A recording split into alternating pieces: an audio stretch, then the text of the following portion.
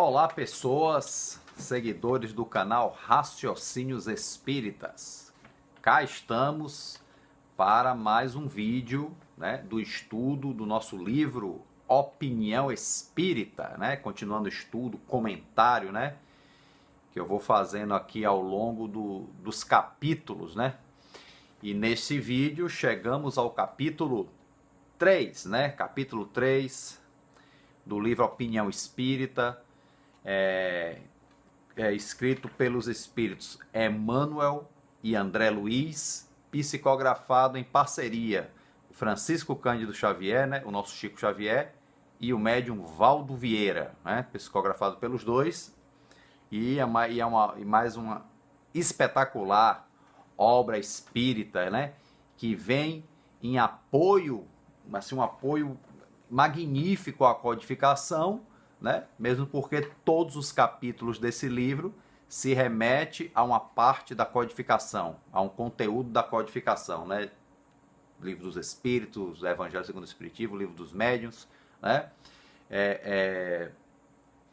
corroborando a tese que eu tenho que para se dar uma opinião espírita, vocês têm que se basear no Espiritismo. O Espiritismo é codificação kardeciana, Como eu sempre digo, não termina na codificação, começou lá, mas continua como uma base imprescindível, e todos os espíritos sérios, como Emmanuel e André Luiz, que é o caso dos autores espirituais deste livro que estamos estudando, todos os espíritos sérios como ele, sempre se remetem aos princípios exarados na codificação dos espíritos superiores, do codificador Allan Kardec, E o capítulo 3 de hoje, desse livro, Opinião Espírita, capítulo 3, ou seja, capítulo de número ímpar, escrito por André Luiz, E ele se refere a uma parte do Evangelho segundo o Espiritismo, Que é justamente o capítulo 17, Capítulo 17 do Evangelho segundo o Espiritismo, item 7, que quer dizer, na verdade, é uma instrução é ótimo, É uma instrução, uma das instruções dos Espíritos, que quer dizer o dever, que é uma mensagem do Espírito Lázaro, Lázaro, que vai discorrer para a gente sobre o dever, o que é o dever, A gente sempre tem o dever como uma obrigação.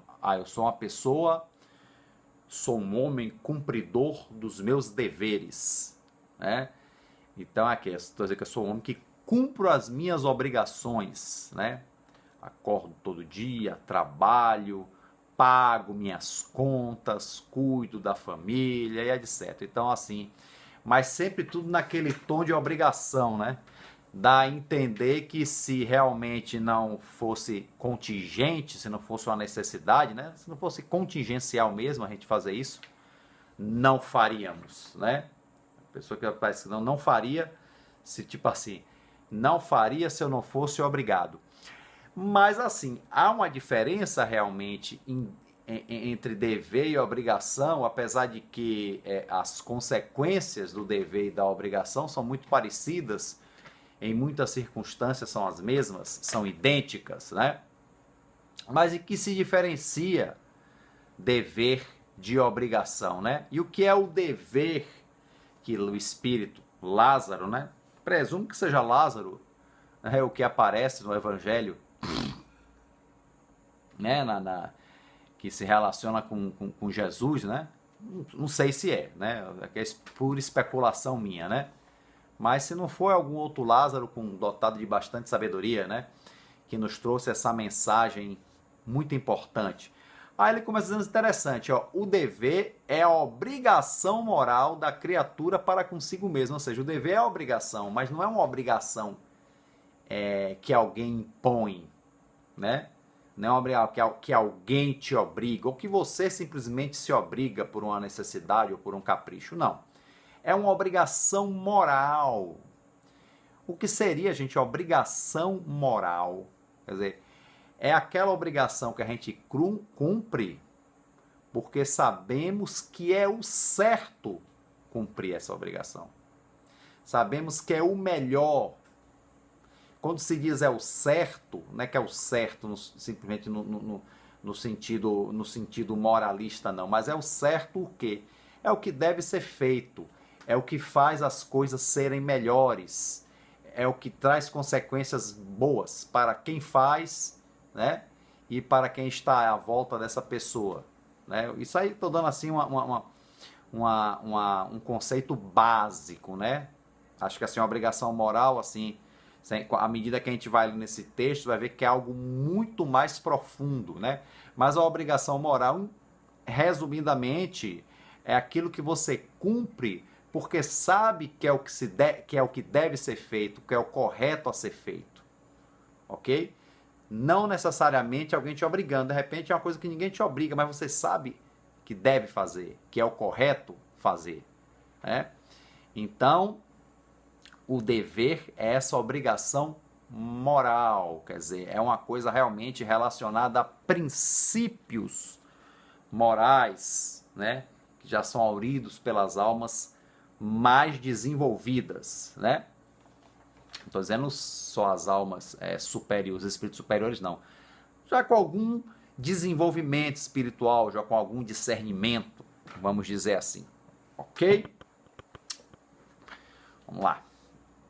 Então, é uma obrigação moral para consigo e para com os outros também, né? De repente, se a gente deixar de cumprir um dever, pode prejudicar outras pessoas. E aí? A gente pode não ter ninguém nos obrigando, mas a gente vai deixar de fazer algo, né? E que esse deixar de fazer esse algo vai prejudicar outras pessoas, a gente faria isso de sã consciência? Faríamos? É uma pergunta, né? Eu sempre gosto de deixar perguntas, né? Não gosto sempre de dar respostas prontas, né? E o dever é a lei da vida, entendeu? É a lei da vida. A vida sempre está nos apresentando deveres a cumprir, né? Tanto nas coisas ditas pequenas como nas coisas mais elevadas. Se é que eu já falei em outro vídeo que coisas pequenas, esse é ponto de vista material. Toda e qualquer tarefa é importante no nosso desenvolvimento, até aquelas ditas pequenas, né, do nosso ponto de vista mundano, material. Certo? Então, assim, estamos falando muito do dever moral. Então, não é só o dever, o dever profissional. Realmente, eu tenho meu emprego, eu tenho o dever de todo dia acordar, né, acordar cedo, chegar no horário, cumprir minhas tarefas no meu trabalho. É um dever que eu tenho, né? Eu ganho para isso, né? Bem ou mal, muito ou pouco, eu ganho para isso. Então eu tenho um dever. Só que essa questão profissional está sempre associada a uma obrigação, a uma necessidade. Se não trabalhar, não paga as contas, não come. Aí eu pergunto, quando você não tem essa necessidade de pagar as contas, quando ela deixa de existir, e aí você deixa de cumprir essa tarefa. Então ela não é exatamente um dever, está mais para uma obrigação, né? Mas, quando nós somos conscienciosos, tomamos isso como um dever também, porque podemos usar até a nossa tarefa, o nosso labor profissional, como veículo de desenvolvimento espiritual também, de crescimento moral. Aí vai da atitude de cada um, né? É uma coisa assim que qualquer você vê, a lei do trabalho, qualquer ocupação útil é trabalho, e ser útil nos faz crescer espiritualmente, né? Então, assim, nem sempre o dever é fácil de cumprir, né, gente? A gente sabe o dever, tem deveres que a gente realmente a gente se depara e que a gente cumpre mesmo por uma questão de consciência, né? Mas eles não são fáceis de cumprir, não, né? Por isso que Lázaro, nesse texto, chega a chamar o dever de uma bravura da alma. Porque tem coisas que realmente a gente sabe, né, que vai até complicar a nossa vida, né? Mas a gente cumpre porque a gente tem a consciência do dever, né? Então, muitas vezes, realmente, a gente tem que, para cumprir os nossos deveres, temos que abrir mão de muitas coisas que nos são caras, né? Muitas vezes temos que passar por situações difíceis, né? Muito difíceis, e aí, normalmente, quando a gente depara com essas situações, a gente tende a recuar, né? Por isso que diz que um dever, quem vai em frente, quem é firme no cumprimento dos seus deveres, apesar de tudo, apesar de todos os obstáculos, né, é uma pessoa corajosa. Então, Lázaro chama isso de bravura da alma. Eu acho até interessante que é uma coisa que tem nesse texto aqui, ó, que é o seguinte, ele diz assim, pergunta onde é que começa um dever, onde é que ele termina, né? Como se determina com exatidão o dever, né? Aí ele responde, ó, o dever principia para cada um de vós exatamente no ponto em que ameaçais a felicidade ou a tranquilidade do vosso próximo. Acaba do limite que não desejais ninguém transponha com relação a vós mesmo. É interessante. Isso aí a gente usa muito mais com a palavra direito, né? O meu direito termina quando o do outro começa. Então acho que tem um pouco a ver com essa questão aqui, né? A gente o dever é exatamente o ponto em que a gente ameace, né? A integridade do próximo, né? Então exatamente no ponto em que ameaçais a felicidade ou a tranquilidade do nosso próximo. Então nós não temos o direito de, então, se no ato de não cumprir o dever a gente pode causar essa ameaça, então a gente já está vacilando, né? Então, cumprimento do dever tem muito a ver com com a nossa consciência com relação a não fazer o mal ao próximo ou deixar de fazer algum bem, que segundo os Espíritos, deixar de fazer um bem que a gente pode, já é um mal, né? Então, mas esse texto, gente, ele é bem profundo. Convido a todos a pegar o seu evangelho aí, porque não quero acreditar que tem algum espírita aí que não tem o evangelho lá em casa. Ou o evangelho segundo o Espiritismo, né?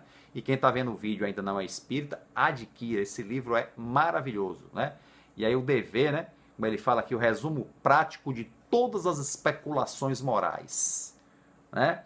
Bravura da alma que enfrenta as angústias da luta, é austero e brando, ponto a dobrar-se às mais diversas complicações, conserva-se inflexível diante de suas tentações. Quando a gente está consciente do dever, até as tentações que nos desviam, a gente se mantém firme. Quando temos plena consciência do dever, né? Até aquelas tentações, sabe? Oh, isso para lá, vamos aqui, né? A gente está ali, né? É uma questão mesmo que eu repito, de consciência, né? Que o homem que cumpre o seu dever ama a Deus mais do que as criaturas e ama as criaturas mais do que a si mesmo, né? É um tempo, ao mesmo tempo, juiz escravo de sua própria causa. Então, assim, gente, o que será que André Luiz vai nos dizer sobre essa dissertação de Lázaro, né? O dever, né? Que encerra assim: jamais cessa a obrigação moral da criatura para com Deus, né? Jamais. Nossa obrigação moral, nosso dever com Deus jamais cessa. Ele é intermitente, né?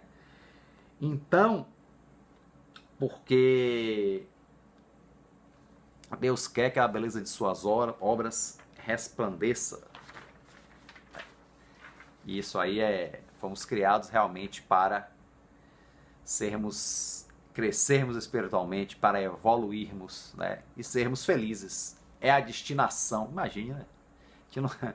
A gente fica assim, gente, a gente se prende muito à questão das tribulações da vida, que são muitas realmente, né? E a gente sucumbe, né? A gente cai, a gente se revolta, a gente se volta contra o próximo, a gente se volta muitas vezes contra nós mesmos, né? E aí é nessa hora que a nossa consciência, apesar disso que a gente conhece, né? A gente, né, conhece o Espiritismo, essa consciência foge, quer dizer, nós somos criados para sermos felizes, né? Temos que cumprir uma caminhada, mas essa caminhada nos leva à elevação espiritual, à plenitude, que é a tão clamada felicidade, que não é desse mundo. E a maneira de continuarmos firmes nessa caminhada é cumprindo os nossos deveres, né? É interessante, né? Como tudo aí está intercalado, né? Tudo está ligado, intercalado não, intercalado, tudo está ligado, interligado, perdão, não é intercalado, interligado, né? Trocando as palavras, é a emoção que é demais, né? Vamos lá. Então, nesse capítulo 3, do livro Opinião Espírita, o título do capítulo é Traço Espírita, né? Que André Luiz vai discorrer sobre esse texto, o dever, né? Do Evangelho segundo o Espiritismo. Então, o que é que André Luiz vai nos dizer aqui? O companheiro contato na estatística da nova revelação não pode viver de modo diferente dos outros. No entanto, é convidado pela consciência a imprimir o traço de sua convicção espírita em cada atitude. O que ele quer dizer aqui? Nós, enquanto espíritas, não vivemos diferentes dos não espíritas. A gente não se torna um ser humano especial perante o mundo, a sociedade, porque a gente se tornou espírita, né? O espiritismo é especial aqui pra gente, né? Pra nossa mente, pro nosso coração, para aquele que realmente abraça a doutrina para si mesmo, né? Então a gente vive do modo, igual aos outros. Porém, tem esse traço de diferença, né? A convicção espírita tem que estar presente em cada atitude nossa, em cada palavra, em cada atitude, em cada tomada de decisão. Né? O nosso conhecimento espírita tem que estar presente. Não dá para ser espírita, eu sou espírita só no centro espírita, mas aqui no meu trabalho, não. Aqui na minha casa, não. Aqui, não. Ser espírita é uma atitude constante. Eu não digo ser espírita, ficar falando de espiritismo o tempo todo para todo mundo. Não, gente. É na cada atitude, as decisões baseadas em princípios que nós conhecemos e buscamos vivenciar com a doutrina. Não é ficar exatamente falando da doutrina, porque aí confunde, né? Isso aí. Mesmo porque quem fica o tempo todo falando de espiritismo, onde chega para todo mundo, se torna até muitas vezes inconveniente, né? E aí isso não é bom para si e muito menos para a divulgação da doutrina. Então, tem mais a ver com as nossas atitudes, com a nossa subjetividade, né? A atitude, né, é corroborada pela nossa convicção espírita, né?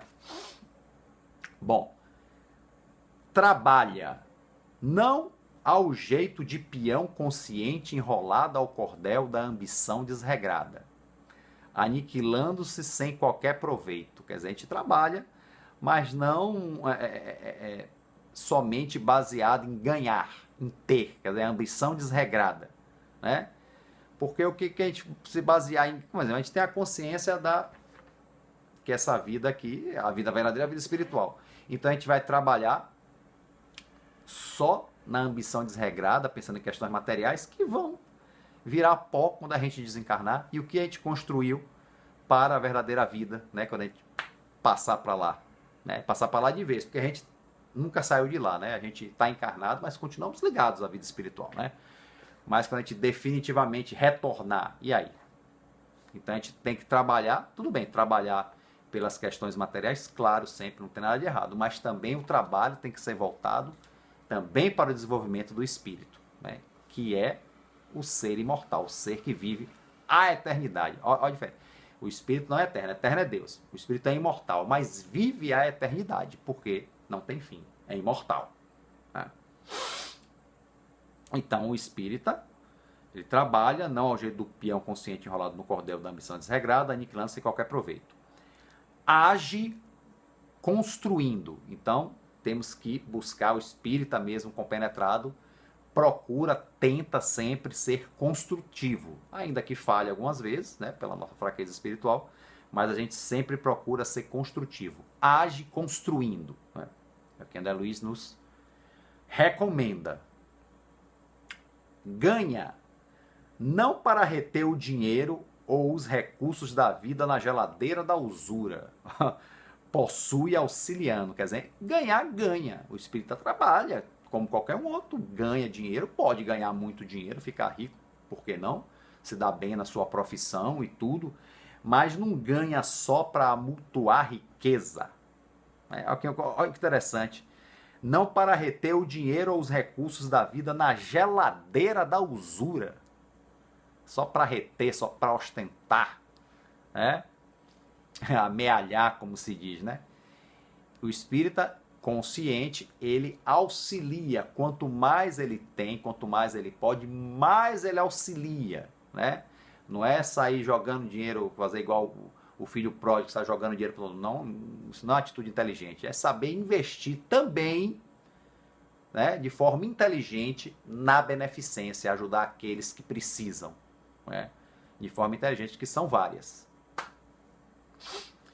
Estuda, não para converter a personalidade num cabide de condecorações acadêmicas sem valor para a humanidade.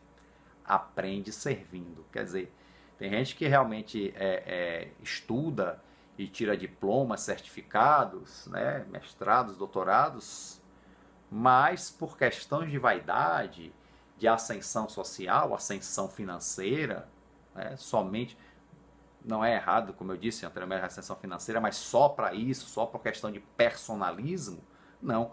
Tudo que a gente aprende, todas as nossas descobertas, o nosso aprendizado é para que a gente também sirva, né? Que não sirva só para a gente, mas sirva também para que possamos servir melhor o nosso próximo, né? Então a pessoa também usa a inteligência para crescer espiritualmente, para auxiliar o próximo, né? Que é o maior mandamento de Jesus, né? Que o Espiritismo corrobora 100%, 1000%, né? Ama teu próximo como a ti mesmo, né? Ama a Deus sobre todas as coisas e ama teu próximo como a ti mesmo. Então, assim, cara, eu tô achando bem pitorescas as expressões que André Luiz está usando aqui, né? Estuda não para converter a personalidade num cabide de condecorações acadêmicas sem valor para a humanidade. É cheio de título, mas não faz nada pela humanidade, não faz nada por ninguém. Então são títulos estéreis, né? Títulos estéreis. Mas quando você usa esses títulos, esse aprendizado para servir melhor, aí sim, você aplica valor a eles. Eles não têm valor por si só, o valor somos nós que aplicamos, né? Somos nós que aplicamos. Prega, não para premiar-se em torneios de oratória e eloquência, transfigurando a tribuna em altar de suposto endeusamento. Fala edificando. Bom, aí eu vou ser até específico com nós, expositores espíritas, né? A gente que faz exposição espírita, nos arvoramos a ser oradores, palestrantes, expositores, beleza, nada demais. Eu sou um orador, sim. Por que não? Não sou melhor nem pior do que ninguém. Simplesmente exerço a oratória em prol, né, do espiritismo. Beleza, mas para que eu exerço essa oratória? Para mim vai descer? As oratórias no espiritismo, até onde eu saiba, não são pagas, né? Então a gente faz o quê? Mas diz que dinheiro não é tudo. Então a pessoa diz, orador, assim, vai descer, como o cara fala bonito, mas fala bonito aquele homem, né? É uma coisa assim, uma vez tem até uma anedota que fala assim, rapaz, eu vi uma palestra de um palestrante espírita, o cara fala bonito, profundo, e aí o que você entendeu? Rapaz, não entendi nada, mas que o cara fala bonito, fala. Viu? Então, então assim, o endeusamento, né? Então será que a gente está ali, eu estou aqui, né, nessa exposição, quando eu estou na tribuna do Centro Espírita para massagear o meu ego? Para só expor conhecimento, o que é que eu estou fazendo? Ou eu estou realmente falando, usando essa minha capacidade de falar, esse meu conhecimento mediano de espiritismo, mas que tem se feito suficiente ultimamente, para edificar, para me edificar e assim também ajudar aqueles que me ouvem a se edificarem também espiritualmente. É isso? Será que é isso que eu estou fazendo? Que meus confrades, né, palestrantes, oradores estão fazendo? Então aqui mais uma deixa aqui de André Luiz nessa opinião espírita aqui. Então, e eu adoro, eu tenho que repetir, gente, ó, premiar-se em torneios de oratória e eloquência, transfigurando a tribuna em altar de suposto endeusamento. Pelo amor de Deus, o Deus da oratória. Não, falar edificando. Administra, não para ostentar-se nas galerias do poder, sem aderir à responsabilidade que lhe pesa nos ombros. Dirige obedecendo. Quer dizer, existe uma diferença, né, entre chefe e líder. O chefe manda, o líder inspira, né? Tem essa a gente está vendo sempre esses princípios aí. Então o espírita consciente, ele administra, mas não é para ostentar poder, para dizer que manda, é como eu quero, né, assim. Muitas vezes temos que ser incisivos, né? Em vez de lidarmos com a indisciplina ainda de muitas pessoas, muitas vezes temos que ter firmeza quando somos administradores, quando somos chefes de setor, o que quer que seja, gerentes, temos que ter firmeza. Porém, isso não quer dizer que a gente queira ostentar poder, querer ser o grandão, melhor que os outros, pisar nos outros, principalmente, que muitos, infelizmente, o fazem, né? E sem pensar que comandar é uma responsabilidade muito maior do que ser comandado, porque você está à frente ali da tarefa. Então, é uma coisa que tem que se lembrar, né? Então, dirige obedecendo, quer dizer, dirige com humildade. Quando tiver também que ouvir um subalterno sobre algo que ele está mais certo do que o próprio administrador, ouvir sim e aquecer. Claro, né? Humildade sempre. Rapaz, isso aí tem que ter discernimento, sabedoria, né? Claro. Instrui, não para transformar os aprendizes em carneiro destinados à tosquia constante, na garantia de propinas sociais econômicas. Ensina exemplificando, quer dizer, não é só o ensinar, né, falando, o exemplo, né, diz que a palavra instrui, mas o exemplo arrasta, né? Então isso aí é uma regra de ouro, né? Então assim, ensina exemplificando, né? Não só transforma os aprendizes, aqui interessante, em carneiros destinados à tosquia constante na garantia de propinas sociais e econômicas. Aqui. Realmente, viu? Redige, né? Não para exibir a pompa do dicionário ou render homenagens a extravagâncias de escritores que fazem da literatura complicado pedestal para o incenso de si mesmo. Vixe Maria. Escreve enobrecendo. Escrever bem é bom, claro. Escrever bem, um português correto. Escrever elegantemente, sim. Mas, apesar disso, de forma clara, que todos entendam e que realmente instrua e edifique quem está lendo, né? Senão, não tem sentido. Então, quando fala aqui para que você exibir, você escrever para exibir só palavras bonitas, escrever coisas extravagantes, né? Para ficar lá no pedestal, do meio que é oratório, o cara que fala bonito e ninguém entende nada. O escritor, mesma coisa, o cara escreve bonito, escreve e ninguém entende nada, nada acrescenta a ninguém, né? Então, fazer da literatura complicado pedestal para o incenso de si mesmo, ou seja, para você se personalismo, né? Se auto-vangloriar. Não. Escreve enobrecendo, né? A escrita nobre, escreve enobrecendo. Cultiva a fé, não com o intento pretensioso de escalar o céu teológico pelo êxtase inoperante. Ó, a fé fanática, né? Na falsa ideia de caprichos e privilégios. Quer dizer, vou cultivar a fé não pensando em ter um privilégio perante a divindade, né? Ser o escolhido, essas coisas todas. Acontece muito ainda, não é só na antiguidade, não. Crê realizando, ou seja, fé operante, fé com obras, né? Porque fé sem obras é uma fé morta, né? Eu não sei de quem eu ouvi essa expressão, né? Mas, quer dizer, só aquela fé, aquela coisa o tempo todo só de querer os favores da divindade o tempo todo, se achar o escolhido, né? Escalar o céu teológico, quer dizer, o céu que a gente idealiza, né? Que não é o céu, que não existe céu na verdade, né? Como dizer, céu teológico, essa coisa que a gente idealizou, né? Céu, inferno e tal. Pelo êxtase inoperante, quer dizer, aquela coisa do êxtase, aquela fé fervorosa, mas que não produz nada, né? Fé inoperante. Na falsa ideia de caprichos e privilégios, quer dizer, de você ter privilégio perante a divindade com essa atitude. Né? Os fariseus eram muito assim, né? E hoje tem hoje na modernidade tem heranças farisaicas nessa atitude ainda, né? Infelizmente, ok? Então, crer realizando, fé e boas obras. Uma vez eu vi um palestrante lá no Paulo Estevam há muito tempo que ele falou o seguinte: você anda no barco, você tem dois remos. Um remo chama a fé, o outro remo a boas obras. Se você pegar só querer remar com a fé, o barco vai girar para cá, para a esquerda. Aí você for arrimar você, com as boas obras, o barco vai girar. Então tem que ser o equilíbrio das duas coisas, ó, fé e boas obras. Porque só as boas obras, sem a pessoa for uma pessoa de fé, for um cara ateu, mas que faça coisas boas, não quer dizer nada? Não, não é bem isso. Não é isso que a metáfora quer dizer. As boas obras, quando fala a questão da fé, não é, pelo menos você tem um foco, um objetivo. Porque você faz uma coisa boa, mas para quê? Direcionada a quê? Beneficia o quê? Beneficia quem?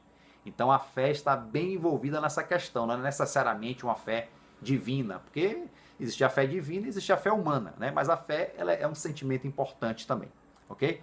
Mas então a fé, mas em se referindo especificamente aos religiosos, em se referindo especificamente a nós espíritas, é importante esses dois remos, já que a gente é adepto da fé e somos adeptos das boas obras. Então tem que ter os dois remos equilibrados, ok?